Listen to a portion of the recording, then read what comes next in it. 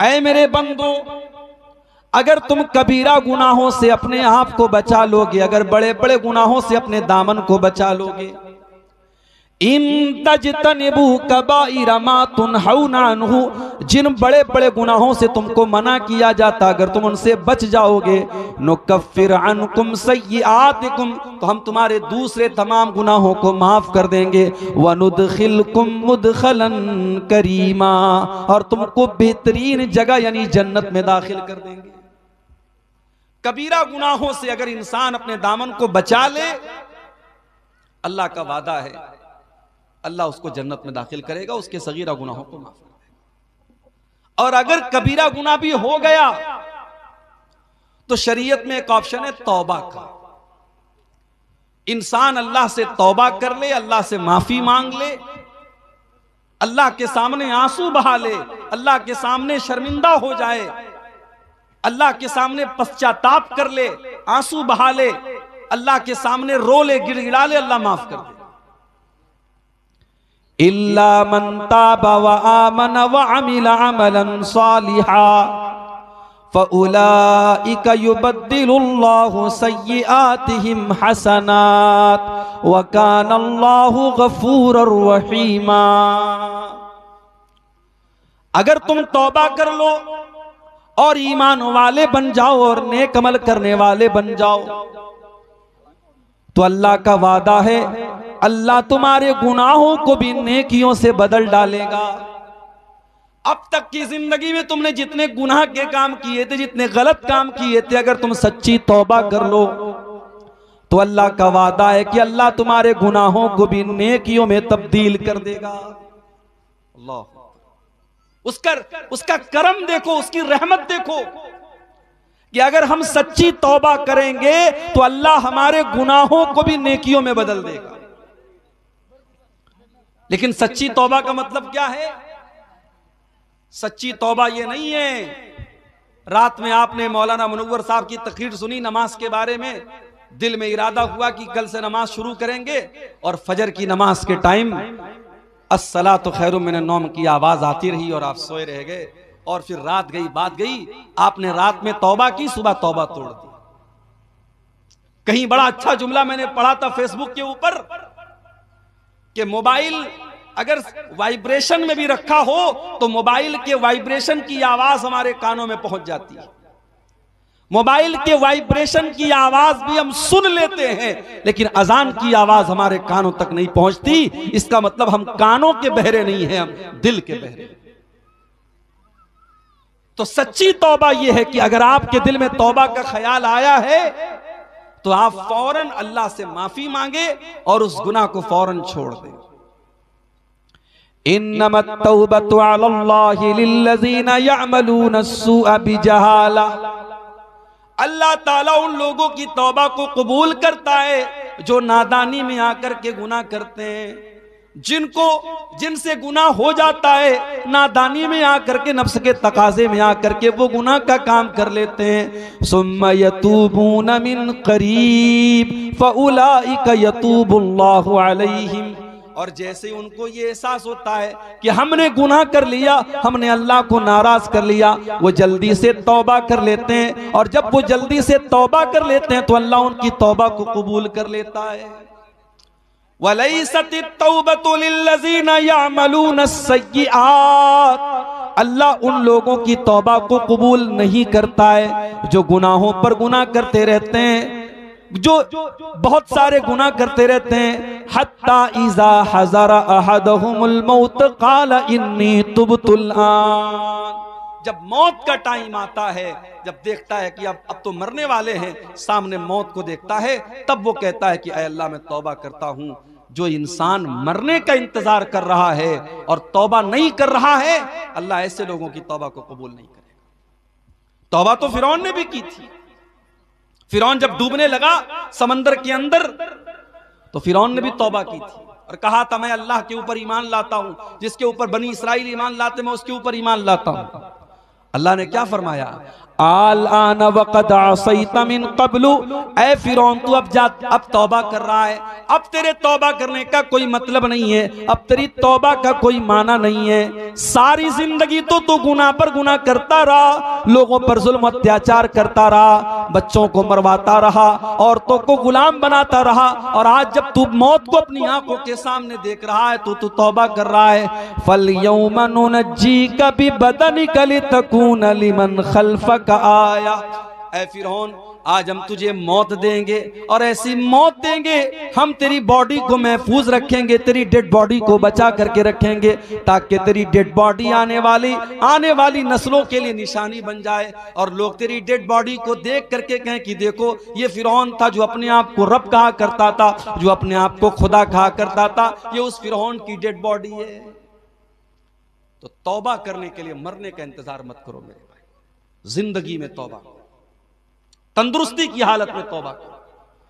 नौजवान अगर ये समझ रहा है कि साहब अभी तो जवान है, जब 70 साल के हो जाएंगे, 60 साल के हो जाएंगे, लाठी पकड़ के चलने लगेंगे, तब नमाज भी पढ़ लेंगे, तो जाओ जरा देख लो कब्रिस्तान में, अगर 10 जनाजे कब्रिस्तान में पहुंचते हैं तो 10 में 5 जनाजे आपको ऐसे भी मिलेंगे जो जवानों के जनाजे, कोई कैंसर का शिकार होकर, कोई कोरोना का शिकार होकर, कोई किसी और बीमारी का शिकार होकर के मर रहा है। मेरे नौजवान साथियों, तौबा के सिलसिले में देर न करो, अल्लाह से माफी मांगने के सिलसिले में देर न करो। जिंदगी का कोई भरोसा नहीं है, कल न कर कल का कोई भरोसा नहीं, कल न आया कभी और न आएगा कल, कल तो कल एक पल का भरोसा नहीं, कल न कर कल का कोई भरोसा नहीं।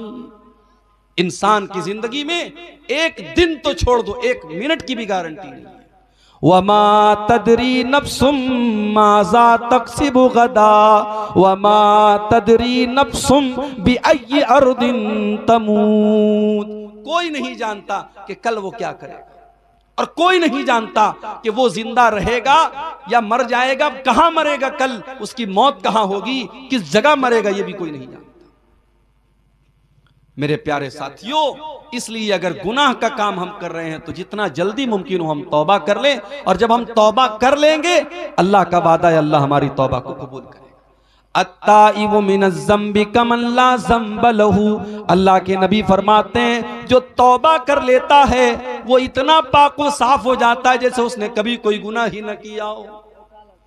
अल्लाह का कानून तो यह है कि तौबा करने वाला जब तौबा कर लेता है, दुनिया का कानून तो यह है सुबह का भूला शाम को लौटा है तो उसे भूला नहीं कहते, लेकिन अल्लाह का कानून क्या है? अल्लाह का कानून तो यह है अगर आप सच्ची तौबा कर लेते हैं, आप अल्लाह से माफी मांग लेते हैं तो अल्लाह आपको मुत्तकियों में शामिल कर देता है, अल्लाह आपके गुनाहों को नेकियों में बदल डालता है। अल्लाह का कानून निराला है। जानते हो दुनिया में अगर हम किसी से कुछ मांगते हैं तो जिससे हम मांगते हैं वो नाराज होता है। अगर हम किसी से बार बार सवाल करें, बार बार मांगे, तो सामने वाला कहता है यार अब्दुल गफ्फार साहब आपने मेरा घर देख लिया है, आप बार बार मुझसे मांग रहे हैं, नाराज हो जाता है। ये दुनिया का कानून है।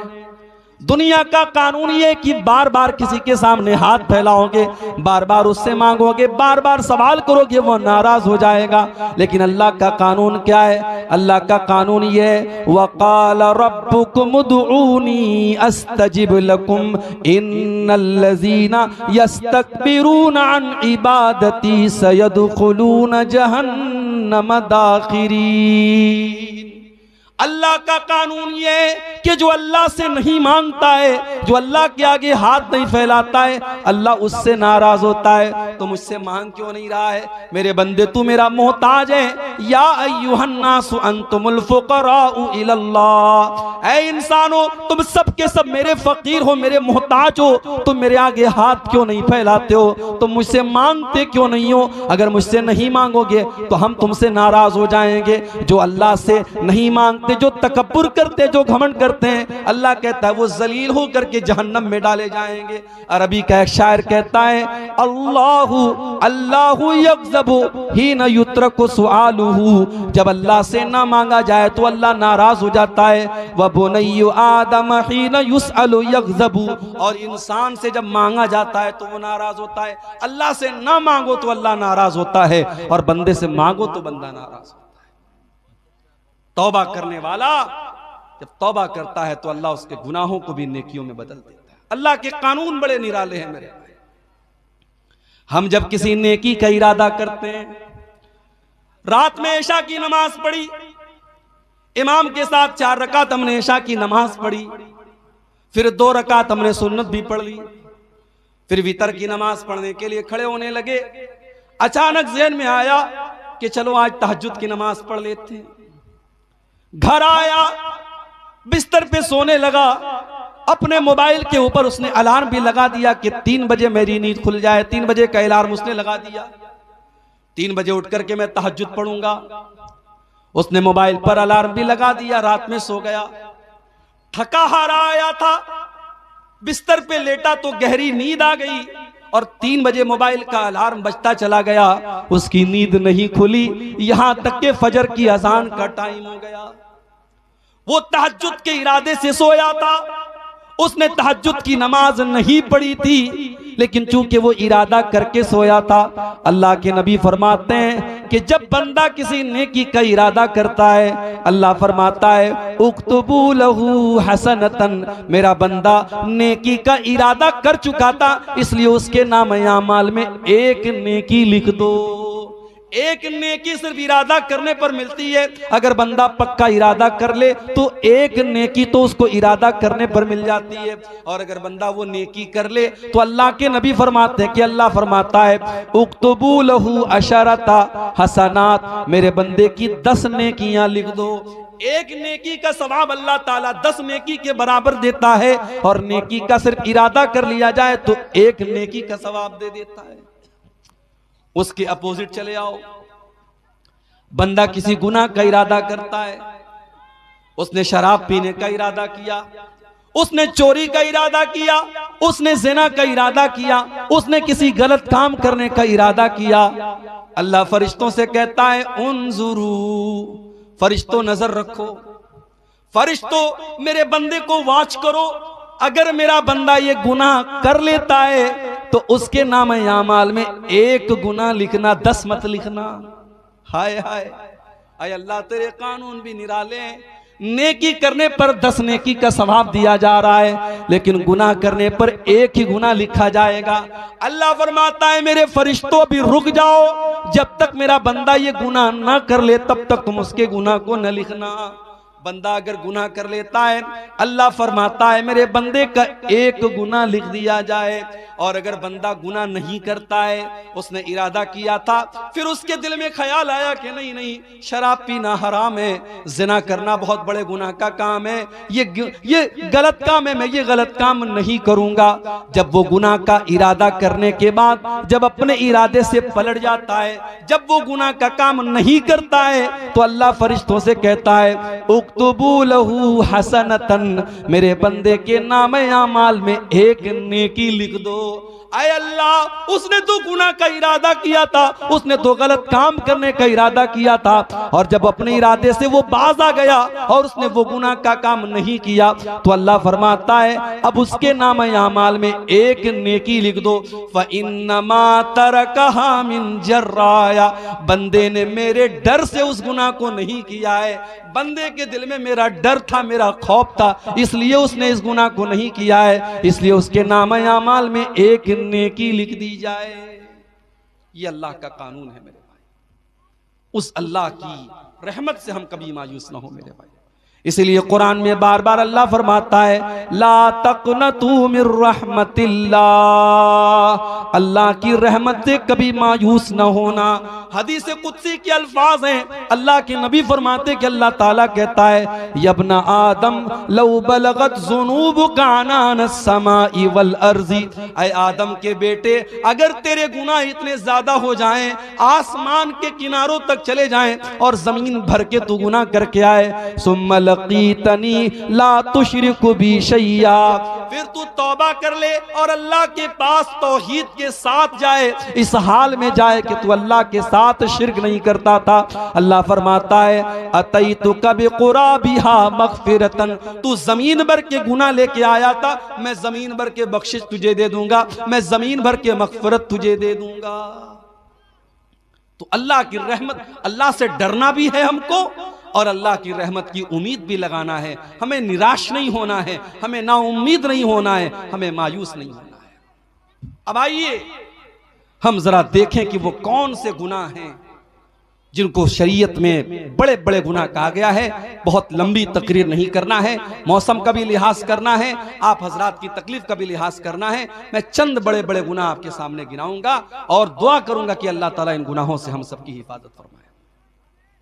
बुखारी और मुस्लिम के अल्फाज है, अल्लाह के नबी के पास एक साहबी आए, आ करके उन्होंने सवाल किया अय्यु ज़म्बि आज़म इंदल्लाह, ऐ अल्लाह के नबी अल्लाह के नजदीक सबसे बड़ा गुनाह क्या है?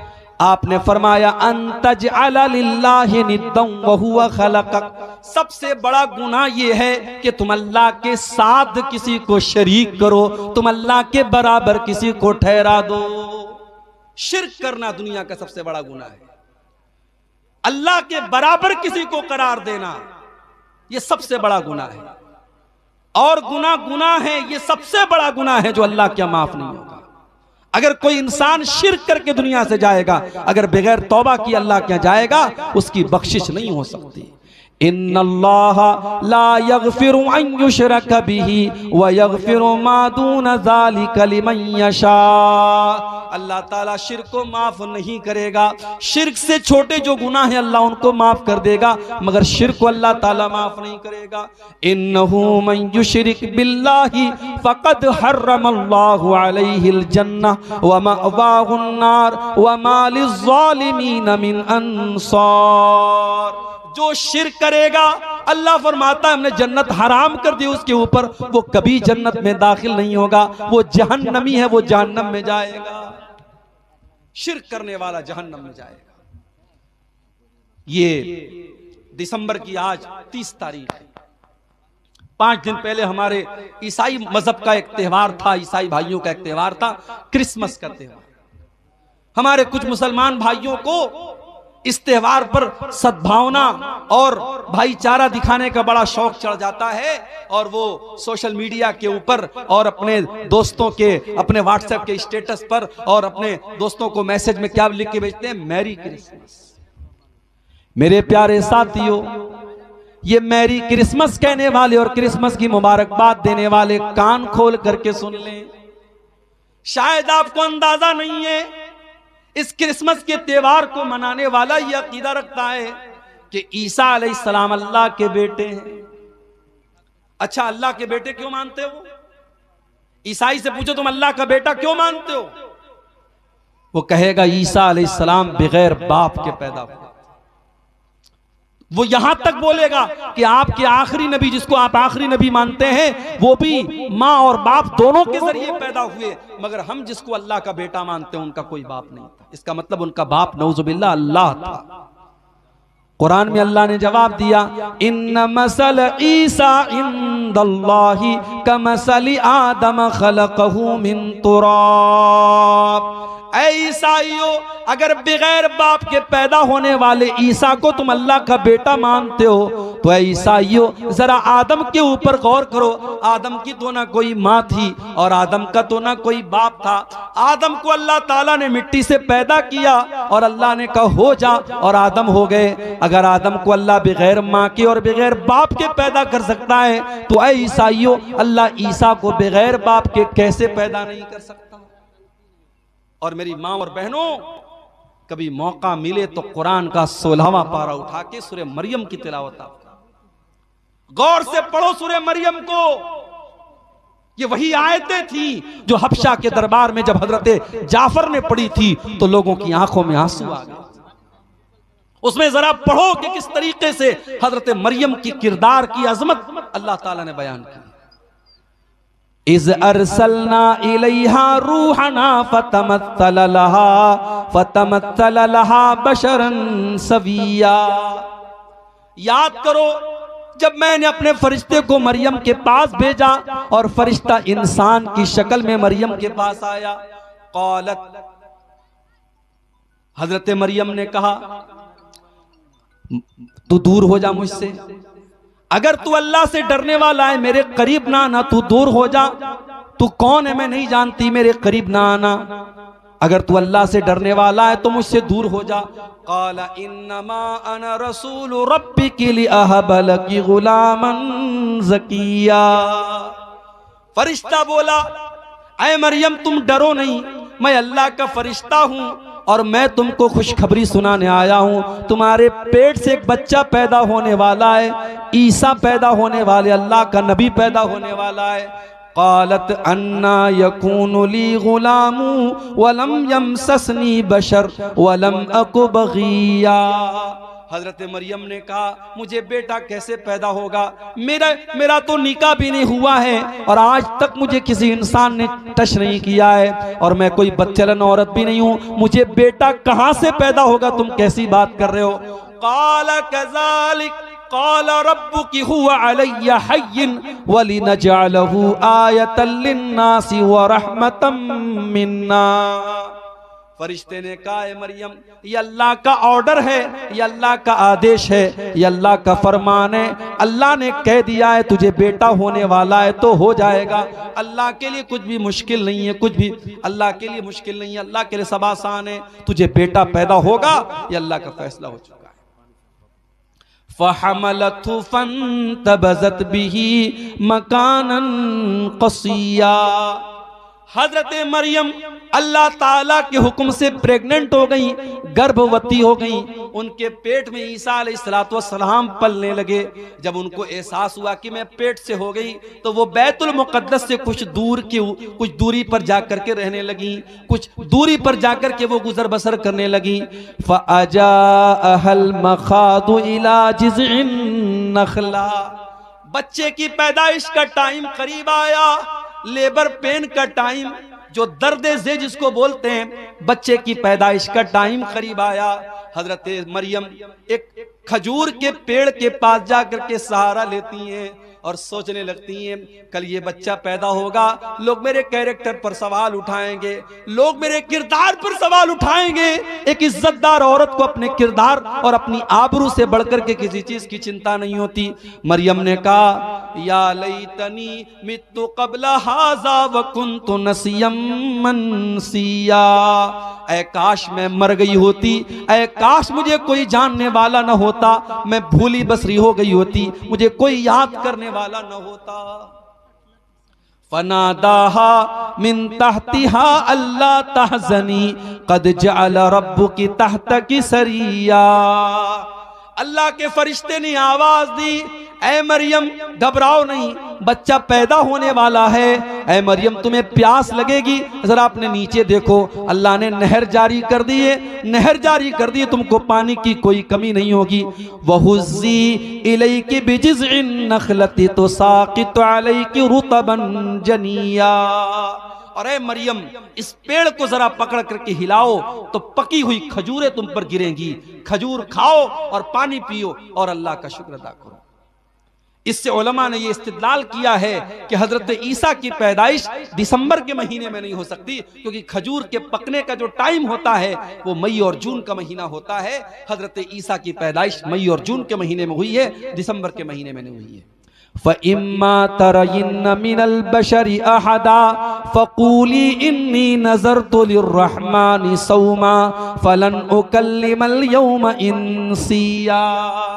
फरिश्ते ने कहा ऐ मरियम, अगर कोई इंसान तुमको नजर आ जाए तो कहना कि मैं अल्लाह के लिए मैंने नजर मानी है। इशारे से कहना कि मैं किसी से बात नहीं करूंगी, किसी से बातचीत मत करना। ईसा पैदा हो गए। हजरत मरियम ने अपने बच्चे को गोद में लिया।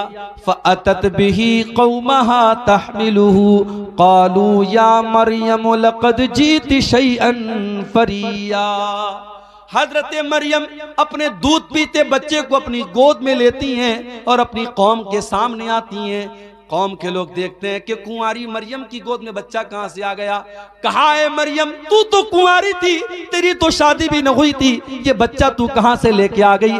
ऐ मरियम, तूने बहुत बड़ा पाप किया है।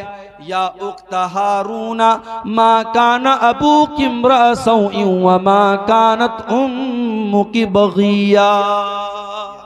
ऐ मरियम, तू तो हारून की बहन है। हजरत मरियम के कोई भाई थे, उनका नाम हारून था। ऐ मरियम, तू हारून की बहन है, तेरा बाप भी नेक इंसान है, तेरी माँ भी नेक औरत है, तेरी माँ भी बदचलन नहीं है। ऐ मरियम, तू बदचलन कैसे हो गई।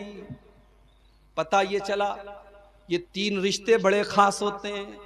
लड़कियां अगर बिगड़ती हैं तो इन 3 रिश्तों का बहुत बड़ा रोल होता है। जिस घर के लड़के बिगड़ जाएं, जिस घर की माएँ बिगड़ जाएं और जिस घर का बाप बिगड़ जाए, उस घर की लड़कियों को बिगड़ने में देर नहीं लगेगी। अगर लड़की का भाई सही है, अगर लड़की का बाप सही है और अगर लड़की की माँ सही है तो लड़कियों के बिगड़ने के चांस बहुत कम हैं।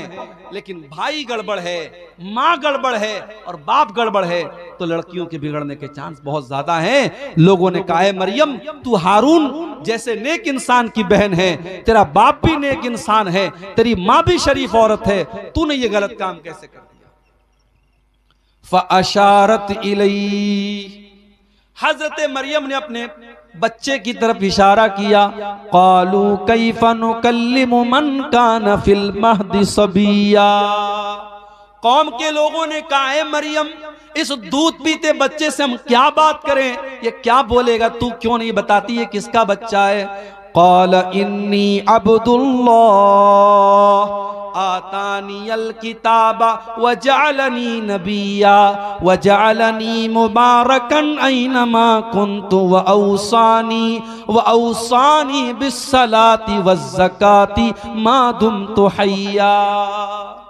अल्लाह की कुदरत देखो कि हजरत ईसा अभी दूध पीते बच्चे हैं, माँ की गोद से बोल पड़े, अपनी कौम को जवाब दिया। माँ के किरदार पर लोगों ने इल्जाम लगाया। अल्लाह ने उस दूध पीते बच्चे को अपनी माँ के डिफेंस में खड़ा कर दिया। जो औरत अपनी शर्मगाह की हिफाजत करेगी, अपनी आबरू की हिफाजत करेगी, अल्लाह उसके दामन पे कभी दाग लगने नहीं देगा। अल्लाह जब जरूरत पड़ेगी उसकी बेगुनाही को बयान कर देगा। मरियम की बेगुनाही को बयान करने के लिए अल्लाह ने दूध पीते बच्चे को अपनी माँ की गोद में, हजरत मरियम को अल्लाह ताला ने, हजरत ईसा को अल्लाह ताला ने जुबान दे दी और वो बच्चा अपनी माँ की गोद से क्या बोला, पहला जुमला क्या बोला, इन्नी अब्दुल्लाह, मैं अल्लाह का बंदा हूं। ईसा ने यह नहीं कहा I am son of God, उन्होंने कहा आई एम स्लेव ऑफ अल्लाह, मैं अल्लाह का बंदा हूं। कितने बड़े अफसोस की बात है। ईसाई कहते हम ईसा को मानते हैं, उनके चर्च के बाहर ईसा मसीह का फोटो लगा है, उनके चर्च के बाहर ईसा अलैहिस्सलाम के अक़वाल लिखे होते हैं, मगर ईसाई कौम दुनिया की वो कौम है मेरे भाई जिस नबी से इतनी मोहब्बत का दावा करती है। उस नबी ने पैदा होने के बाद सबसे पहला सेंटेंस जो उनके मुंह से निकला है, जो सबसे पहला शब्द उनके मुंह से निकला है, उन्होंने कहा मैं अल्लाह का बंदा हूं। और ईसाई कहते नहीं, बंदा नहीं थे, ईसा तो अल्लाह के बेटे थे, वो अल्लाह का बेटा मानते ईसा अलैहिस्सलाम। और अभी हमारे पड़ोसी मुल्क के एक ईसाई पादरी का मैंने बयान सुना, उसने कहा हम किसी नबी का मीलाद नहीं मनाते हैं, मुसलमान इस गलतफहमी में ना रहे, हम ईसा को एज अ प्रॉफिट नहीं मानते हैं, हम क्रिसमस पर अल्लाह के बेटे का जन्मदिन मनाते हैं, अल्लाह के बेटे का जन्मदिन मनाते हैं, हम Isa Masih as a profit, एक नबी की हैसियत से हम उनका मीलाद नहीं मनाते। ईसा अलैहिस्सलाम पैदा होने के बाद कह रहे हैं मैं अल्लाह का बंदा हूं, अल्लाह ने मुझको नबी बनाया है, अल्लाह ने मुझको बरकत वाला बनाया है, मैं जहां भी रहूंगा बरकत रहेगी। और अल्लाह ने मुझको नमाज का हुक्म दिया है, मुझको ज़कात का हुक्म दिया है। जब तक मैं जिंदा रहूंगा मैं नमाज पढ़ता रहूंगा, मैं ज़कात देता रहूंगा। व बर्रम बिवालिदती, और अल्लाह ने मुझे अपनी माँ के साथ अच्छा सलूक करने का हुक्म दिया है। वलम यजअलनी जब्बारन शकिया, अल्लाह ने मुझे बदबख्त नहीं बनाया, अल्लाह ने मुझे सरकश नहीं बनाया, मैं अल्लाह का नेक बंदा हूं, अल्लाह ने मुझे नबी बनाया है। ये ईसा इब्ने मरियम का वाकया है, कुरान के 16वें पारे के अंदर मौजूद है। लेकिन आज ईसाई मजहब के मानने वाले जब क्रिसमस का त्यौहार मनाते हैं वो दुनिया को ये बताते हैं कि हम अल्लाह का बेटा, अल्लाह के बेटे की हम पैदाइश की खुशी मनाते हैं। और हमारा मुसलमान नौजवान और कॉलेज में पढ़ने वाली हमारी मुसलमान लड़कियां वो अपनी सहेलियों को और अपने दोस्तों को फेसबुक के ऊपर और सोशल मीडिया पर मैरी क्रिसमस लिख के भेजती हैं, मैरी क्रिसमस लिख के भेजती हैं, क्रिसमस की मुबारकबाद देती हैं। अरे मुसलमान, तू कितना बेगैरत हो चुका है, तू कितना बेगैरत हो चुका है। जिस त्योहार पर तेरे अल्लाह को गाली दी जा रही है, इससे बढ़ के अल्लाह के लिए कोई गाली नहीं हो सकती मेरे भाई। अगर अल्लाह का बेटा किसी को करार दिया जा रहा है, ये अल्लाह को गाली दी जा रही है। और अल्लाह ताला खुद कहता है, जब आदम का बेटा कहता है कि मैंने किसी को अपना बेटा बना लिया, तो आदम का बेटा मुझे तकलीफ पहुंचाता है, इंसान मुझे तकलीफ पहुंचाता है। अल्लाह का सब्र देखो, अल्लाह का बर्दाश्त देखो। अल्लाह को गाली दी जाती है, फिर भी अल्लाह उनको खिलाता है, पिलाता है, रोजी देता है। मुसलमानों, तुम्हारे रब को गाली दी जाए, तुम्हारे रब को बुरा भला कहा जाए, और तुम क्रिसमस के त्योहार पर मुबारकबाद दे रहे हो। अभी कलकत्ता में मैं था, परसों कलकत्ता में जब मैं दाखिल हुआ, एयरपोर्ट से निकला, मैं बाहर देखा बड़े बड़े पंडाल लगे हुए हैं, बड़े बड़े पंडाल लगे हुए हैं। और वहां के इलाके के मुसलमान लीडरों के बड़े बड़े फोटो बैनर पे लगे हैं, और क्रिसमस की मुबारकबाद दी जा रही है, और क्रिसमस के बड़े बड़े फंक्शन हो रहे हैं, और मुसलमान उन प्रोग्रामों को अरेंज कर रहा है। मैं बड़े साफ अल्फाज में, कलकत्ता में मेरी तकरीर थी, मैंने कह दिया, हमें नहीं करनी ऐसी पॉलिटिक्स, हमें नहीं चाहिए ऐसे नेता, हमें नहीं चाहिए ऐसे लीडर जो पॉलिटिक्स के लिए इस्लाम का सौदा कर दें, ईमान का सौदा कर दें, तौहीद से कॉम्प्रोमाइज कर लें। हमें नहीं आना ऐसी पॉलिटिक्स में। अगर पॉलिटिक्स में आना है तो आओ, मगर अपने ईमान और अपनी तौहीद को बचा के रखो मेरे भाई। ईमान एक ऐसी दौलत है, इसकी कीमत पर दुनिया की कोई दौलत हम नहीं ले सकते, इसको कुर्बान करके दुनिया की कोई दौलत हम नहीं ले सकते। अल्लाह को गाली दी जा रही है, अल्लाह नाराज होता है जब किसी को कहा जाता है अल्लाह का बेटा है। जानते हो अल्लाह कितना नाराज होता है? वक़ालु इत्तख़ज़र रहमानु वलदा, ये कहते हैं कि रहमान ने बेटा बना लिया है। लक़द जीतुम शैअन इद्दा, अल्लाह का बेटा करार देने वालों, तुम बहुत गंदी बात अपने मुंह से निकाल रहे हो।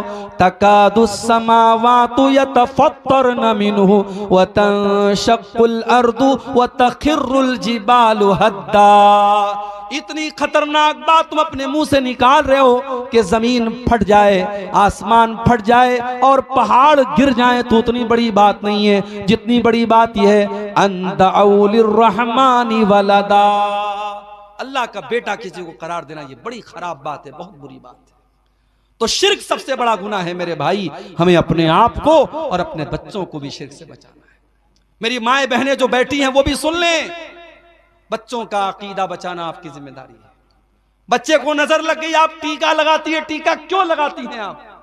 पूछिए, आप जामिअतुल इमाम बुखारी आपके करीब में है, पूछिए, वहां के शेखुल हदीस आए हैं, वहां के उलमा और वहां के टीचर्स आए हैं, उनसे पूछिए आप कि ये बच्चों को नजर का जो टीका लगाया जाता कि जायज है, ये जायज नहीं है।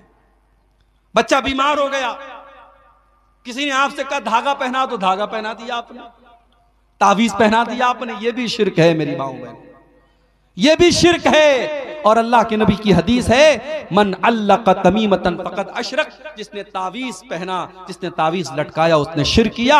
अगर अपने बच्चों को आप तावीज पहना रहे हैं, पढ़ते रहो, रफुल यदैन करके नमाज पढ़ते रहो, सीने पर हाथ बांधते रहो और आमीन जोर से बोलते रहो, मगर तुम अहले हदीस नहीं हो सकते, तुम सलफी नहीं हो सकते जब तक तुम्हारा अकीदा दुरुस्त नहीं है, तुम्हारी तौहीद सही नहीं। अपनी तौहीद की हिफाजत करो मेरे भाई, अपने बच्चों की तौहीद की हिफाजत करो। इब्राहीम अलैहिस्सलाम जैसा पैगंबर दुआ करता है, वजुनुबनी व बनिया अन्नाबुदल असनाम, आय अल्लाह तू मुझे भी बुत परस्ती से बचाना और मेरी औलाद को भी तू शिर्क से बचाना। मेरी औलाद कहीं बुत परस्ती में न पड़ जाए, मेरी औलाद कहीं शिर्क में न पड़ जाए। अगर इब्राहीम जैसे पैगंबर को अपनी औलाद की चिंता है तो आपको भी चिंता होनी चाहिए, आपको भी फिक्र होनी चाहिए अपनी औलाद। और आगे बढ़िए, नबी अकरम से पूछा गया सबसे बड़ा गुनाह क्या है? आपने फरमाया कि अल्लाह के बराबर किसी को करार देना। पूछा गया अय अल्लाह के नबी उसके बाद सबसे बड़ा गुनाह क्या है? आपने फरमाया अन तक़्तुल वलदक खशियत अन यतअम माक, अपनी औलाद को कत्ल कर दो इस डर से कि वो तुम्हारे साथ खाएगी। आजकल नारा लगता हम दो हमारे दो, तीसरा आ जाएगा तो खिलाएंगे कहां से? तू खिलाता है क्या? तेरी औकात है? तेरी औकात है तू खिलाएगा? नहीं। अगर ये समझते हो कि तुम अपने बच्चों को खिला रहे हो, इस गलत फहमी को दूर कर लो मेरे भाई। वला तक़्तुलू औलादकुम खशियत इमलाक, अपनी औलाद को कत्ल न करना, कभी अपनी औलाद को ये सोच करके कत्ल न करना कि हम उनको कहां से खिलाएंगे।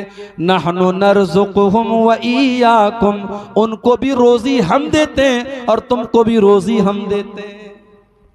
औलाद की रोजी औलाद लेके आती है मेरे भाई।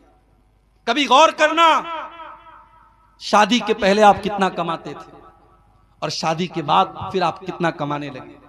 और जब बच्चा पैदा हुआ, अगर ईमानदारी से बात करो, बच्चा पैदा होने के बाद अल्लाह ताला और रोजी में बरकत देता है, क्योंकि बच्चा जब पैदा हुआ अपना मुकद्दर वो लेके आया। दूसरा बच्चा पैदा हुआ, अपना मुकद्दर लेके आया। बच्चे अपनी रोजी अपना मुकद्दर लेके आते हैं। ये कभी मत समझना मेरे भाइयों कि अपने बच्चों को तुम खिला रहे हो। और अगर हां बेटी पैदा हुई आपके घर में, मेरे घर में जब तीसरी बेटी पैदा हुई, हमारे मदरसे में एक LIC वाला आया, उसको किसी ने बता दिया मौलाना साहब की बेटी पैदा हुई। उसने कहा मौलाना साहब बेटी पैदा हुई? मैंने कहा। वो मुझको समझाने लगा, आपकी बेटी अभी बड़ी होगी, शादी करना पड़ेगा, बहुत खर्चा आएगा, उसको पढ़ाना होगा, ये करना होगा। आप ये पॉलिसी ले लीजिए, 18 साल अभी आप धीरे धीरे पैसा जमा करेंगे, 18 साल बाद आपको इतना पैसा मिलेगा, जब आपकी बेटी जवान होगी आपके पास शादी के लिए पैसा हो जाएगा। यानी आज बेटी पैदा होती नहीं है कि लोगों के माथे पर चिंता की लकीरें आने लगती हैं, लोग प्लान बनाने लगते हैं 18 साल बाद। वजह क्या है मेरे भाइयों? आज बेटियों को बोझ बना दिया गया है। आज बेटी अगर पैदा हो जाए तो माँ बाप का चेहरा भी उदास हो जाता है कि तो बहुत बड़ी जिम्मेदारी मेरे घर में आ गई। बेटा होता तो कमा के लाता, ये तो बेटी आ गई, अब तो इसकी शादी भी करना होगा, इसको पढ़ाना भी होगा, इसके ऊपर खर्च करना होगा और शादी के मौके पे लंबा चौड़ा जहेज भी देना पड़ेगा। मेरे भाइयों, हमने अपने रस्मों रिवाज की वजह से और अपने झूठे रस्मों रिवाज की वजह से हमने बेटियों को बोझ बना दिया है। माफ करना, बेटी बोझ नहीं है, बेटी लानत नहीं है, बेटी तो रहमत होती है, बेटी तो जन्नत का टिकट लेकर के आती है। अल्लाह के नबी फरमाते हैं मन आला जारियतैनि हत्ता तबलुगा जा यौमल क़ियामति अना व हुवा कहातैन। आपने अपनी दोनों उंगलियों से इशारा करके फरमाया कि दो बेटियों को जिसने पाला और दो बेटियों की जिसने सही तरीके से परवरिश की, वो जन्नत में अपने नबी के साथ रहेगा। वो कयामत के दिन इस तरीके से नबी के साथ आएगा जैसे ये दोनों उंगलियां एक दूसरे के साथ आती हैं। मगर आज 2024 शुरू होने वाला है, एक दिन के बाद 2024 शुरू हो जाएगा। हमारा भारत चांद पर पहुंच चुका है, चंद्रयान हमारा भारत का चांद पर पहुंच चुका है। मगर आज भी हर साल हमारे भारत में हजारों की तादाद में बेटियां अपनी मां के पेट में मार दी जाती है। एबॉर्शन कराया जाता है, उन बेटियों को मां के पेट में मार दिया जाता है। 1400 साल पहले अरब के अंदर ऐसे भी कबीले थे, बेटी पैदा होती थी उसको ले जाकर के जिंदा जमीन में गाड़ देते थे। मगर आज का इंसान इतना बेरहम हो चुका है, उस बेटी को पैदा होने भी नहीं देता है, मां के पेट में उसको खत्म कर देता है।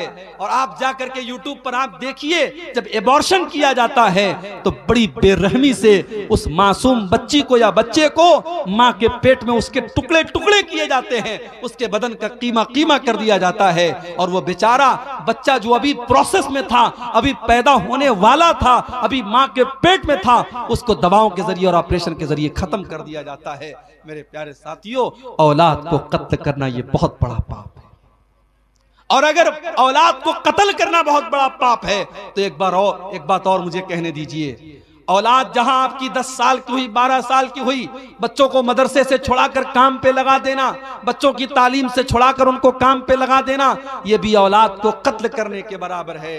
अगर आप अपने बच्चों की तालीम पर तवज्जो नहीं देते, अपने बच्चों को पढ़ाने के ऊपर तवज्जो नहीं देते, मैं कहता हूं 2 रोटी की जगह आधी रोटी खाओ, 2 टाइम के बजाय 1 टाइम खाना खाओ, मगर अपने बच्चों की तालीम से कॉम्प्रोमाइज मत करो। आपका बेटा पढ़ेगा, कल तरक्की करेगा और आपकी जिंदगी में सुकून लाएगा। और आप अगर अपने बच्चे की तालीम छुड़ा करके उसको दुनिया के काम में लगा देंगे तो कल वो आपको गाली देगा। जब जमाने के तकाजों से वो टकराएगा और उसे लगेगा काश मैं पढ़ा लिखा होता, तो अपने बाप और माँ को वो गाली देगा। मेरे भाइयों, कभी भी अपने बच्चों की तालीम अपनी माशी मुश्किलात की वजह से मत छुड़ाओ। कोशिश करो कि बच्चा हमारा तालीम जारी रखे। बच्चों की तालीम छुड़ा करके उनको काम में लगाना, ये भी औलाद को कत्ल करने के बराबर है। इस दौर में हम जानते हैं, जो लड़का पढ़ा लिखा ना हो उसकी जिंदगी बड़ी परेशानी की होती है। वो कहीं कोई नौकरी नहीं कर सकता, कहीं वो कोई किसी चीज में हिस्सा नहीं ले सकता। आज अपने बच्चों की तालीम पर तवज्जो देना भी जरूरी है। और आगे बढ़िए, तीसरी चीज, अल्लाह के नबी से पूछा गया कि फिर सबसे बड़ा गुनाह क्या है? आपने फरमाया अंतोजानिया हलील तजारिक, अपने पड़ोसी की बीवी के साथ जिना करना। जिना करना तो किसी भी औरत के साथ हराम है, मगर पड़ोसी की बीवी के साथ जिना करना ये ज्यादा बड़ा गुनाह है, क्योंकि पड़ोसी पड़ोसी के ऊपर भरोसा करता है, पड़ोसी पड़ोसी के ऊपर विश्वास करता है। अगर पड़ोसी की बीवी के साथ और पड़ोसी की बेटी के साथ और पड़ोसी की बहन के साथ कोई गलत काम करता है तो ये उसके पड़ोस का उसने हक मारा है, उसने पड़ोसी के साथ हक तलफी की है। पड़ोसी का बड़ा हक है। मेरे भाइयों, ये जिना को तीसरा बड़ा गुनाह करार दिया गया। आज जिना भी आम हो रहा है। आपके किशनगंज के इलाके में मुसलमान लड़कियों को इस्तेमाल किया जा रहा है, उनको दूसरों के बिस्तरों तक लेके जाया जा रहा है। हमारे पास ये न्यूज तक मौजूद है कि आज मुसलमान लड़कियों को वेश्यावृत्ति में डाला जा रहा है, उनके जिस्म के साथ खेला जा रहा है। ये हालात, कितनी गरीब घरों की लड़कियां हैं, आज उनके साथ ये हालात भी किए जा रहे हैं। मेरे भाई, हमें इस समाज को जिना से बचाना है। मेरे भाई, लड़की गरीब घर की हो, अमीर गरीब घर की हो, लड़का अमीर घर का हो, गरीब घर का हो, निकाह के लायक हो जाए तो उसका निकाह कर देना चाहिए, शादी कर देनी चाहिए। और शादी के रास्ते में जो रुकावटें, खत्म करो इनको। ये सहाबा का दौर नहीं है, ये ताबेइन का दौर नहीं है, ये फितनों का दौर है। अगर आपने अपने बच्चों और बच्चियों की सही टाइम पर शादी नहीं की तो फितने पैदा होंगे। और अल्लाह के नबी फरमा चुके हैं, आपने फरमाया इज़ा खतब इलैकुम मिम्मन तरज़ौन दीनहु व खुल्क़हु फज़व्विजू। तुम्हारे लड़के के लिए, तुम्हारी लड़की के लिए जब अच्छा रिश्ता आ जाए, दीनदार घर का रिश्ता आ जाए, तो अपनी लड़कियों की शादी कर दिया करो। इल्ला तफ़अलू, अगर तुम ऐसा नहीं करोगे, तकुन फितनतुन फिल अर्ज़, तो जमीन के अंदर फितना फैल जाएगा, व फसादुन अरीज़, और बहुत बड़ा फसाद फैल जाएगा। ये इंस्टाग्राम का दौर है। आज आपकी लड़की किससे बात कर रही है, आप कितनी नजर रखेंगे? आज बहुत मुश्किल अपनी लड़कियों के ऊपर वॉच करना और नजर रखना। आज आपके लड़के किससे चैटिंग कर रहे हैं, आज आप नजर नहीं रख पाएंगे। उनको इन फितनों से बचाना है, वो शादी के काबिल हो जाएं, जल्दी से उनकी शादी कर दो। मेरे भाई, इस दौर के बहुत बड़े फितनों में से शर्मगाह का फितना है। इसीलिए अल्लाह के नबी फरमाते हैं, मन यज़मन ली मा बैन लिह्यैहि व मा बैन रिजलैहि अज़मन लहुल जन्ना। जो मुझे जुबान की गारंटी दे दे और शर्मगाह की गारंटी दे दे, मैं उसे जन्नत की गारंटी देता हूं। तो जिना से बचाना है अपने आप। और औरत को जो पर्दे का हुक्म दिया गया और महरम गैर महरम का जो फर्क बयान किया गया और मर्द को जो हुक्म दिया गया वो अपनी निगाहों को नीची करके रखे, ये सारी चीजें इसीलिए हैं ताकि समाज से ज़नाकारी और बदकारी को रोका जाए। और आगे बढ़िए, कबीरा गुनाहों में से एक और बहुत बड़ा गुनाह, अल्लाह के नबी फरमाते हैं इज्तनिबुस सबअल मुबिकात, 7 हलाक कर देने वाले गुनाहों से बचो। 7 हलाक कर देने वाले गुनाहों से बचो। नंबर 1 अल इशराक अश्शिरकु बिल्लाह, अल्लाह के साथ शिर्क करना। नंबर 2 वस्सिहर, जादू करना। जादू करना, किसी के ऊपर जादू करना, आज ये भी हो रहा है। भाई भाई में दुश्मनी है, भाई भाई के ऊपर जादू करवा रहा है। सास बहू में झगड़ा हो गया, सास अपनी बहू के ऊपर, अपने बेटे के ऊपर जादू करवा रही है कि ताकि बहू और बेटे में ताल्लुक खराब हो जाए। ये हालात है मेरे भाई। बंगाल में और आपके बिहार में आज कितने केस आते हैं कि साहब घरों में सुकून नहीं है, जादू किया जा रहा है और लोगों को परेशान किया जा रहा है। जादू करना भी हराम है, जादू करवाना भी हराम है और जादूगर की बात की तस्दीक करना भी हराम है। अल्लाह के नबी फरमाते हैं मन अता अर्राफन फसअलहु फसद्दक़हु बिमा यक़ूलु, जो इंसान किसी अर्राफ के पास जाता है, किसी पामिस्ट के पास जाता है, किसी ज्योतिषी के पास जाता है, किसी भविष्य बताने वाले के पास जाता है और उसकी बात की तस्दीक करता है, ला तुक़बलु लहू सलातु अर्बईन यौमन, उसकी 40 दिन तक की नमाज कबूल नहीं होगी। 40 दिन तक की नमाज कबूल नहीं होगी अगर किसी भविष्य बताने वाले की बात आपने मान लिया।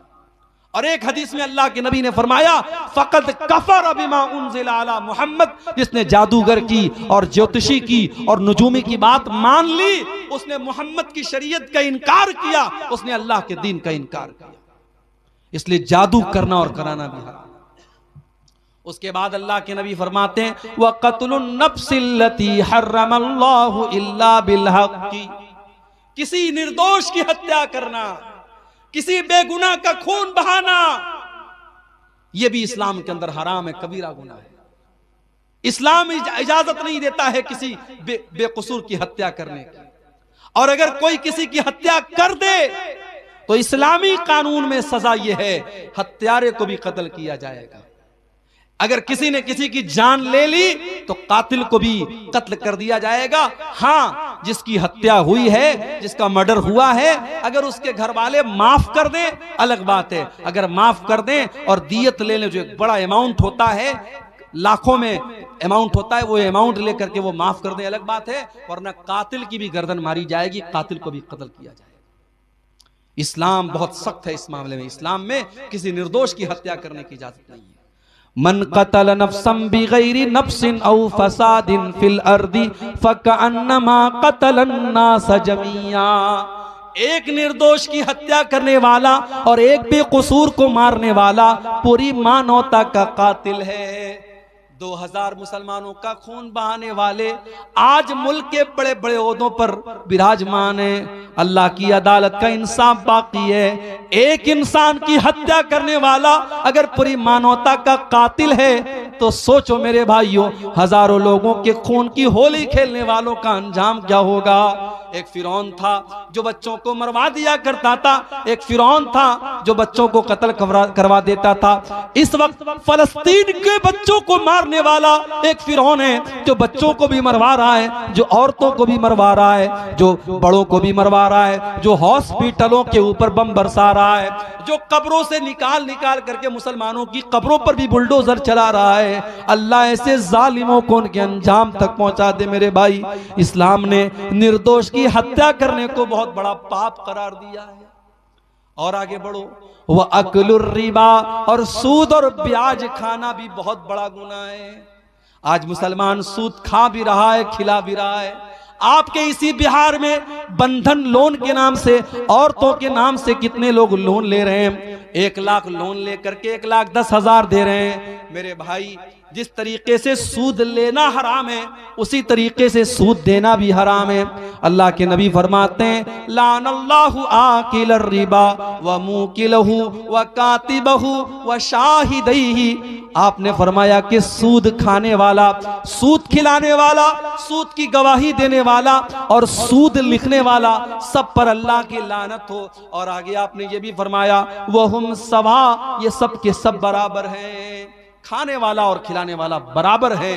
इसलिए मेरे भाई सूद और ब्याज से अपने दामन को बचा के रखो।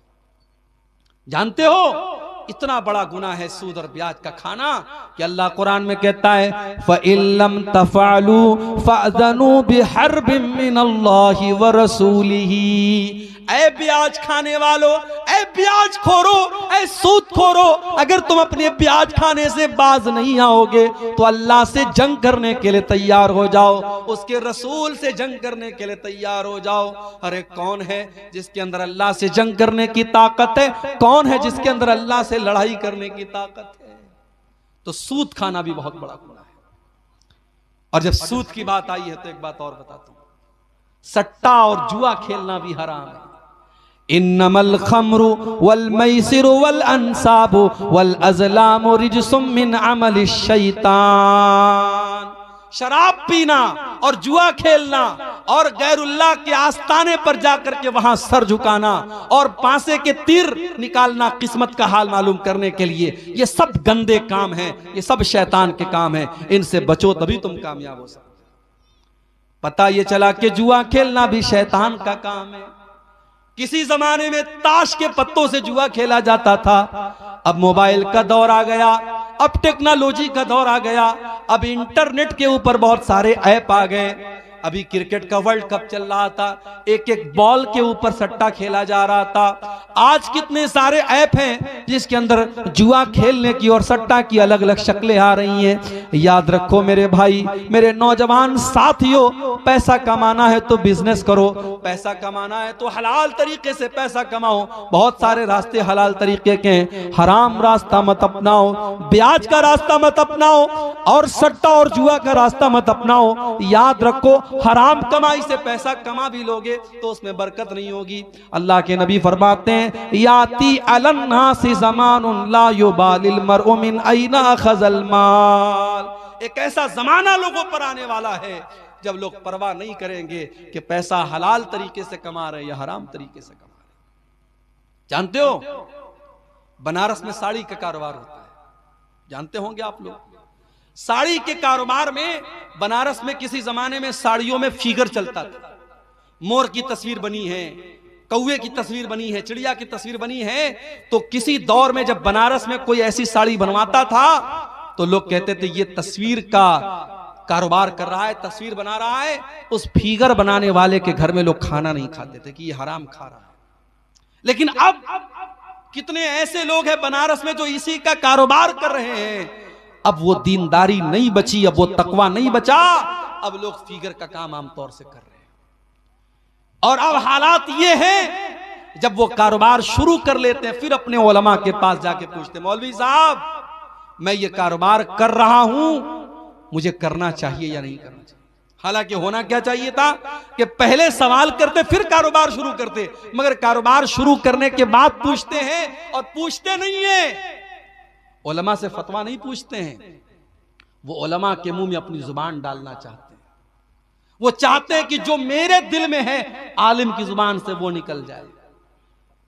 अगर अब्दुल गफ्फार साहब से पूछा, उन्होंने अगर हमारे मतलब का जवाब नहीं दिया तो हम मुनव्वर साहब से पूछेंगे। मुनव्वर साहब ने हमारे मतलब का जवाब नहीं दिया, मौलाना नूर इस्लाम साहब से पूछेंगे।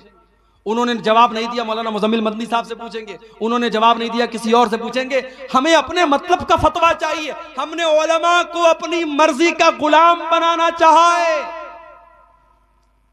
माफ करना मेरे भाई, उलमा आपके गुलाम नहीं है। उलमा की इज्जत और एहतराम करना सीखो। अल्लाह के नबी ने फरमाया अल उलमा वरसतुल अंबिया, नबियों के वारिस हैं ये उलमा। नबियों की वरासत इल्म है, नबियों की वरासत दौलत नहीं है। और उलमा ने नबियों की वरासत को पाया है, और जो उलमा है उनके पास नबी की वरासत, उनके पास इल्म थी। बंगाल में कलियाचक में गया एक मस्जिद के इमाम साहब मुझे मिले, उनकी आंखों में आंसू आ गए। कहने लगे शेख साहब 15 साल से मैं मस्जिद में इमामत करवा रहा हूं, 3000 रुपया मुझको बंगाल की गवर्नमेंट दे रही है और 6000 रुपया इस वक्त मस्जिद की कमेटी दे रही है। मैंने थोड़े थोड़े पैसे जमा करके अपना छोटा सा घर बनाया। मस्जिद का मुतवल्ली आकर के कहता है मौलवी साहब तेरे पास इतना पैसा कहां से आ गया, तू घर कैसे बनाने लगा? मुतवल्ली साहब नाराज हो गए मुझसे, कसूर क्या है, मैं घर बनवा रहा हूं। ये वो कौम है जो अपने उलमा का घर बनते हुए नहीं देख सकती, ये चाहती है इनके उलमा भिखारी बने रहे, इनके दर के गदागर बने रहे। दुनिया की हर कौम अपने धर्म गुरु का सम्मान करती है, अपने आलिम की इज्जत करती है, और आप अपने आलिम को भिखारी बना के रखना चाहते हैं। वो आलिम जिसने 15 साल तक एक मस्जिद में इमामत कराई है, उसने 15 साल अगर किसी बिजनेस में दिया होता तो आज कहां से कहां पहुंच गया होता। उसने अपनी जिंदगी को खपा दिया, अपनी जवानी को खपा दिया, और आज ये सुलूक कर रही है कौम, वो अपना घर बना रहा है तो उसके घर बनाने पर भी ये इतराज हो रहा है। मेरे भाई, ये ढकोसले बंद कर दो, उलमा के पैसे में बड़ी बरकत होती है। तुम्हारे घर का काम 5000 में नहीं चल सकता, आलिम के घर का काम 5000 में कैसे चलेगा? 5-5 हजार में आज उलमा को तनख्वाहें देकर के लोग मस्जिदों में इमामत करवा रहे हैं, मदरसों में पढ़वा रहे हैं। और इतना ही नहीं, इमाम साहब के लिए मस्जिद में छोटी सी कोठरी बनाई गई। इमाम साहब की कोठरी इतनी छोटी सी रखी जाती है कि इमाम साहब पैर फैला के सोए तो सर अलग दीवार में लड़े, पैर अलग दीवार में लड़े, इतनी बड़ी बस कोठरी होनी चाहिए। क्या मजाल है कि इमाम साहब अपनी फैमिली के साथ रह सके। इमाम साहब 6 महीने में छुट्टी लेकर तब जाएंगे फैमिली से मिलने के लिए। इमाम साहब के बच्चे अपने बाप के रहने के बावजूद यतीमी की जिंदगी गुजारे, उसकी बीवी बेवा की जिंदगी गुजारे, और हम और आप अपनी बीवियों के साथ, अपने बच्चों के साथ ऐशो आराम की जिंदगी गुजारे। ये कौन सा इंसाफ है मेरे भाई? अगर आपको अपनी फैमिली के साथ रहने का अधिकार है, अगर आपको अपने बीवी बच्चों के साथ रहने का अधिकार है, तो उस आलिम दीन को भी अपने बीवी बच्चों के साथ रहने का अधिकार है। उसके बच्चों को जीते जी यतीम क्यों बनाते हो? उसकी बीवी को जीते जी बेवा क्यों बनाते हो? अगर अपनी मस्जिदों में अपने इमामों के कमरे बनाते हो तो कान खोल करके सुन लो। अगर जर्रा बराबर अपने आलिम की इज्जत करते हो तो उस आलिम के लिए एक फैमिली क्वार्टर का भी इंतजाम करो। और एक बात और कह दूं, उलमा फरिश्ते नहीं है, ये उलमा आपके बीच के इंसान ही हैं। जो तकाजे आपके साथ है इनके साथ हैं, जो कमजोरियां आपके साथ है इनके साथ हैं। अगर आप गुनाह और गलती के काम करते हैं और कर सकते हैं, उलमा से भी सरजद हो सकता है, उनको फरिश्ता मत समझना। लेकिन अगर उलमा से गलती हो जाए तो उनकी इस्लाह की कोशिश करो। तुम्हें नजर आ गया फला आलिम ने कोई गलत काम कर दिया, अकेले में ले जाके समझा दो, मौलवी साहब समाज पर बड़ा गलत असर पड़ेगा। हमारे यहां तो साहब बाल की खाल निकाली जाती है। इमाम साहब ने अगर सजदा थोड़ा लंबा कर दिया, इशा की नमाज थोड़ी लंबी पढ़ा दी, हम चाय की दुकानों पे बैठ के और पान की दुकानों पे बैठ के तबसरा करते हैं, साहब मौलवी साहब ने नमाज बड़ी लंबी पढ़ा दी। तुम्हारे बाप का नौकर है वो, तुमसे पूछ के नमाज पढ़ाएगा? इज्जत नहीं है आपकी नजर में उलमा की। जरा सी कोई बात हो, हम फट से कहते हम इस इमाम के पीछे नमाज नहीं पढ़ेंगे। तेरे नमाज न पढ़ने से क्या उस इमाम की इमामत खतरे में पड़ जाएगी? फितने न पैदा करो मेरे भाई, अपने उलमा की इज्जत करो, उनकी गीबत न किया करो, उनकी बुराई न किया करो। अल्लामा इब्ने असाकिर ने लिखा है, लुहूमुल उलमाई मसमूमा, उलमा के गोश्त जहरीले होते हैं। क्या मतलब? जब हम किसी की गीबत करते हैं, शरीयत कहती है हम उस अपने मरे हुए भाई का गोश्त खाते हैं।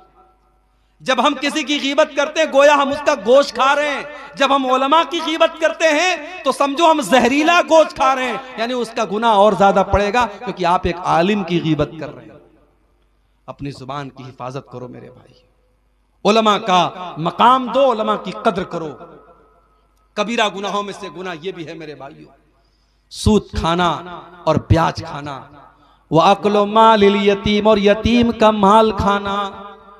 यतीम का माल जिस तरीके से भी खाया जा रहा है, यतीम का माल खाने वाले कान खोल करके सुन लें, इन्नल्लज़ीना याकुलूना अमवालल यतामा ज़ुल्मन इन्नमा याकुलूना फी बुतूनिहिम नारा।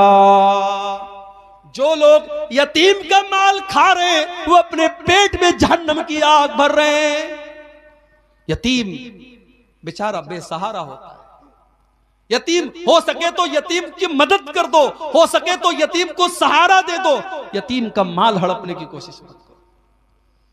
भाई का इंतकाल हो गया, भतीजे यतीम हैं, जिस चचा को कुरान की आयत कभी नहीं याद आई, शरीयत कभी याद नहीं आई, भाई मर गया, शरीयत याद आ गई।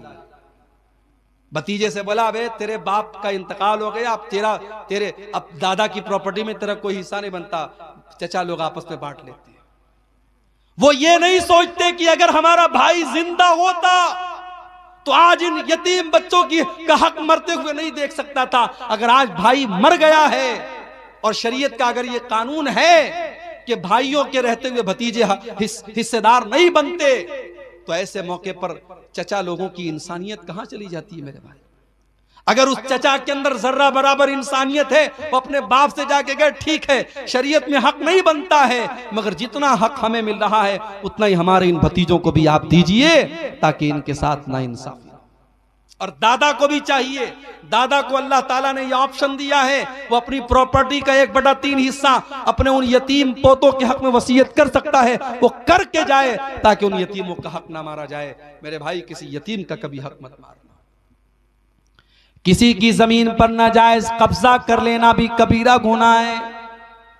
अल्लाह के नबी फरमाते हैं, मन ज़लम शिब्रम मिनल अर्ज़ी, जिसने एक बालिश्त जमीन किसी की हड़प ली। एक बालिश्त समझते हैं, ये हाथ के पंजे का जो नाप होता है इसको एक बालिश्त बोलते हैं। एक बालिश्त यानी एक बालिश्त कितना होता है? मेरे ख्याल से आधा फीट भी नहीं होता है। आधा फीट भी अगर किसी की जमीन आपने नाजायज हड़प ली, अल्लाह के नबी फरमाते हैं, तुव्विक़हू मिन सब'i अर्दीन यौमल क़ियामा, 7 जमीनों का तौक उसकी गर्दन में डाला जाएगा। या भाई बहन का पूरा हिस्सा डकार लेता है।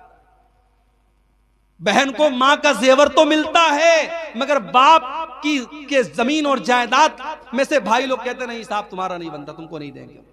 अगर बहन मांग ले तो भाई नाराज हो जाते हैं, कहते हैं अगर तुझे हम हिस्सा देंगे हम सारी जिंदगी तुझसे बात नहीं करेंगे। बहनों को उनका हिस्सा नहीं दिया जाता। हम आज कहते ना कि अदालत में मुस्लिम पर्सनल लॉ को खत्म करने की बात हो रही है और कॉमन सिविल कोर्ट की बात हो रही है। पहले अब मुस्लिम पर्सनल लॉ पर हम खुद तो अमल करें। मुस्लिम पर्सनल लॉ ये कहता है कि बाप अगर मर गया है और 1 लाख रुपया छोड़ के गया है और 2 बहनें और 1 भाई को छोड़ के गया है तो 50,000 भाई को मिलेगा और 25,000 दोनों बहन को मिलेगा। लेकिन यहां तो पूरा 1 लाख भाई डकार जाता, बहन को 1 पैसा नहीं देता है।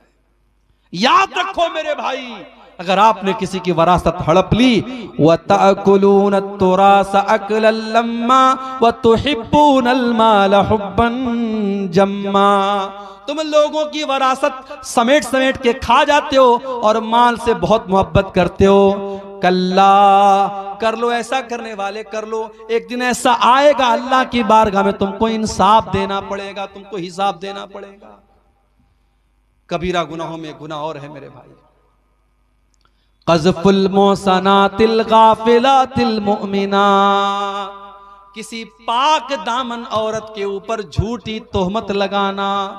जिना करना बहुत बड़ा पाप है और किसी पाक दामन औरत के ऊपर या मर्द के ऊपर जिना की तोहमत लगाना भी बहुत बड़ा पाप है। अगर किसी के ऊपर आपने झूठी तोहमत लगाई है और उस तोहमत को साबित नहीं कर पाए तो शरीयत क्या कहती है? इन्नल्लज़ीना यरमूनल मुहसनाति सुम्मा लम यातू बिअरबाति शुहदा फजलिदूहुम 80 जल्दा। अगर किसी बेगुनाह औरत पर तुमने जिना की तोहमत लगाई है और 4 गवाह नहीं है तुम्हारे पास तो इल्जाम लगाने वाले को 80 कोड़े मारे जाएंगे। और आगे क्या फरमाया? वला तक़बलू लहुम शहादतन अबदा, उसकी गवाही कभी कबूल नहीं की जाएगी। तो यह भी बहुत बड़ा गुनाह है किसी पाक दामन औरत पर झूठा इल्जाम लगाना।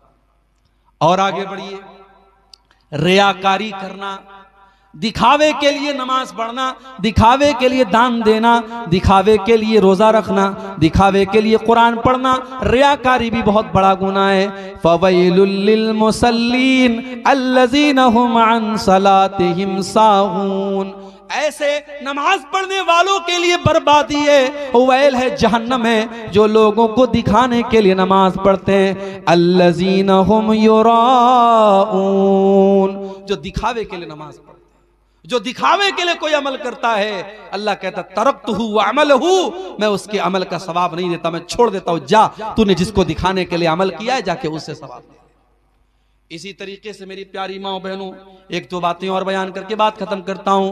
औरत का बेपर्दगी करना, औरत का बेहुदा कपड़े पहन करके निकलना, औरत का ऐसे कपड़े पहन करके घर के बाहर निकलना जिससे उसके शरीर का अंग नजर आता हो, उसका बदन नजर आता हो, अपने जिस्म का प्रदर्शन करना, यह भी कबीरा गुनाह है। अल्लाह के नबी फरमाते हैं सिनफान मिन अहलिन नारि लम अरहुमा, दो किस्म के लोग जहन्नम में जाएंगे और उनको मैंने अभी नहीं देखा, वो बाद में आएंगे, वो कयामत के पहले आएंगे। नंबर एक, कौमुन माहुम सिहातुन काजना बिल बकरी यजरिबून बिहन्नास, ऐसे लोग आएंगे जिनके हाथ में गाय की दुम की तरह कोड़े होंगे और वो कोड़ों से लोगों को मारेंगे। अभी मनव्वर साहब आए, आसाम के हालात बयान कर रहे थे। मैं उत्तर प्रदेश से आया हूं, हमारे यहाँ के हालात भी आप देख रहे हैं। हुकूमतें और कुर्सियां, ये इनका नशा भी बड़ा गहरा होता है मेरे भाई। मगर राहत इंदौरी का बड़ा मशहूर शेर है, जो साहिबे मसनद है कल नहीं होंगे, जो साहिबे मसनद है कल नहीं होंगे, किराएदार हैं, जाती मकान थोड़ी है। ये कुर्सियां, ये ओहदे, व तो इज्जो मन तशा व तो जिल्लो मन तशा व तूतिल मुल्क मन तशा व तंजुल मुल्क मिम्मन तशा। अल्लाह जब चाहता है, जिसको चाहता है हुकूमत देता है, और जिससे चाहता हुकूमत छीन लेता है। अल्लाह का कानून यही रहा है। जमीन पर जालिम को अल्लाह ताला ने फलने फूलने नहीं दिया है। अल्लाह ने कुफ्र की हुकूमत को चलने दिया है, शिर्क की हुकूमत को चलने दिया है, मगर जुल्म की हुकूमत को चलने नहीं दिया है। मेरे भाइयों, अल्लाह के नबी फरमाते ऐसे लोग आएंगे जिनके हाथ में कोड़े होंगे और वो लोगों को उससे मारेंगे, जुल्म करेंगे, अपने पावर का गलत इस्तेमाल करेंगे। वनिसाउन कासियातुन आरियातुन मुमीलातुन माइलातुन, और ऐसी औरतें भी जहन्नम में जाएंगी जो कपड़ा पहनने के बावजूद नंगी होंगी। एक लफ्ज में अल्लाह के नबी ने सारे फैशन को बयान कर दिया। आज मुसलमान बाप है, चेहरे पर दाढ़ी है और माथे पर सजदे का निशान है, और जवान बेटी को लेकर के शादी में जा रहा है, और बेटी ने साड़ी पहनी है, और साड़ी ऐसी पहनी है कि उसकी पीठ भी नजर आ रही है, उसकी आस्तीन भी नजर आ रही है, उसका पेट भी नजर आ रहा है, उसके शरीर का अंग अंग नजर आ रहा है, उसका पूरा बदन नजर आ रहा है, अपने पूरे हुस्न की वो नुमाइश करके जा रही है। जो कुरान ये कहता है वला युबदीना ज़ीनतहुन्ना, ऐ मुसलमान औरत, अपनी जीनत को तू जाहिर नहीं कर सकती है किसी गैर मर्द के सामने। कुरान तो यहां तक कहता है वल यज़रिबना बिखुमुरिहिन्ना अला जुयूबिहिन्ना, औरत घर में बाप के सामने, भाई के सामने, बेटे के सामने, ससुर के सामने, जो उसके महरम रिश्तेदार हैं जिससे वो शादी नहीं कर सकती है, उस रिश्तेदार के सामने भी औरत जब जाए तो अपने दोपट्टे को हमेशा अपने गिरेबान पर रखे, अपने दोपट्टे का ख्याल रखे, दोपट्टा जहां तहां फेंक करके न चली जाए, उसका दोपट्टा उसके सीने पर होना चाहिए।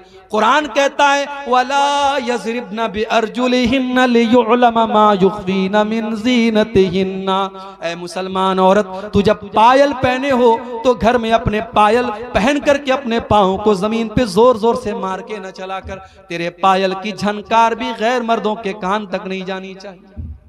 जो इस्लाम इतना सख्त है, वो इस बात की इजाजत कैसे दे सकता है कि किशनगंज की लड़की, पूर्णिया की लड़की, अररिया की लड़की इंस्टाग्राम पर आईडी बनाए और अपने फोटोज डाले, अपने नए नए कपड़ों का, अपने गहनों का प्रचार करे, शादी में तैयार होके जाए, उसको अपने स्टेटस पे लगाए और अपने फोटोज डाल डाल करके दुनिया में अपने हुस्न की नुमाइश करे। अल्लाह के नबी फरमाते हैं कपड़ा पहन करके भी ऐसी औरतें नंगी होंगी, उनका शरीर नजर आएगा, कपड़ा ऐसा होगा।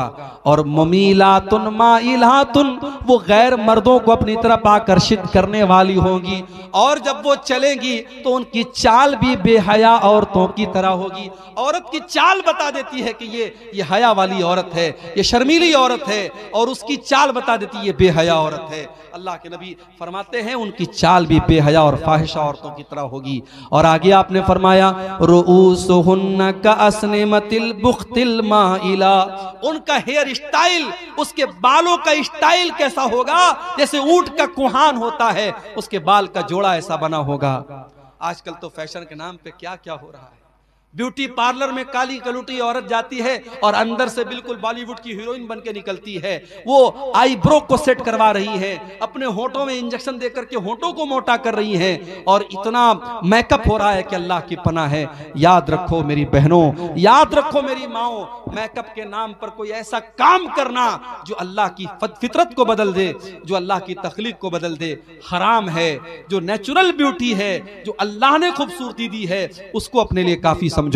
ऐसी औरतें जो अपने हेयर स्टाइल को ऊंट के कुहान की तरह बनाएंगी, अल्लाह के नबी फरमाते हैं ला यदखुलनल जन्ना, ऐसी औरतें जन्नत में नहीं जाएंगी। वला यजिदन रिहा, और जन्नत की खुशबू भी ये नहीं पा सकती। इसी तरीके से कबीरा गुनाहों में से गुनाह ये भी है कि इंसान अपने बाप को बुरा भला कहे। सहाबा ने कहा अल्लाह के नबी अपने बाप को कौन बुरा भला कहता है? कहा जब तुम किसी के बाप को बुरा भला कहते हो, किसी को माँ की गाली देते हो, किसी के बाप को बुरा भला कहते हो, और जवाब में वो तुम्हारी माँ को और तुम्हारे बाप को बुरा भला कहता है, तो इनडायरेक्ट तुम अपनी माँ को और अपने बाप को बुरा भला कह रहे हो। आजकल ये भी बड़ा चलता है। दोस्त लोग आपस में बैठते हैं, एक दूसरे को माँ की गाली देते हैं, फिर वो इसको माँ की गाली देता है। खबरदार, हराम है। अपनी जुबान को गालियों से महफूज रखो। अपने माँ बाप की लानत और उन पर गाली का सबब मत बनो। और याद रखो, वालिदैन को सताना और वालिदैन को दुख देना, वालिदैन को तकलीफ देना, यह भी बहुत बड़ा गुनाह है। उकूकुल वालिदैन, वालिदैन को सताना और तकलीफ देना, यह भी बहुत बड़ा गुनाह है। कुरान कहता है वक़ज़ा रब्बुका अल्ला ताबुदू इल्ला इय्याहु व बिल वालिदैनि इहसाना, अपने माँ बाप के साथ अच्छा सलूक करो। इम्मा यबलुगन्ना इंदकल किबर अहदुहुमा औ किलाहुमा फला तकुल लहुमा उफ्फिन वला तन्हरहुमा वकुल लहुमा कौलन करीमा। अगर हमारे माँ बाप बुढ़ापे में मिले हैं, किस्मत समझो अपनी, तकदीर समझो अपनी। कितने नौजवान हैं तरसते हैं कि काश मेरे बूढ़े माँ बाप होते। तुम्हारे माँ बाप अगर तुमको बुढ़ापे में मिले हैं, उनकी कद्र करो, उनकी इज्जत करो।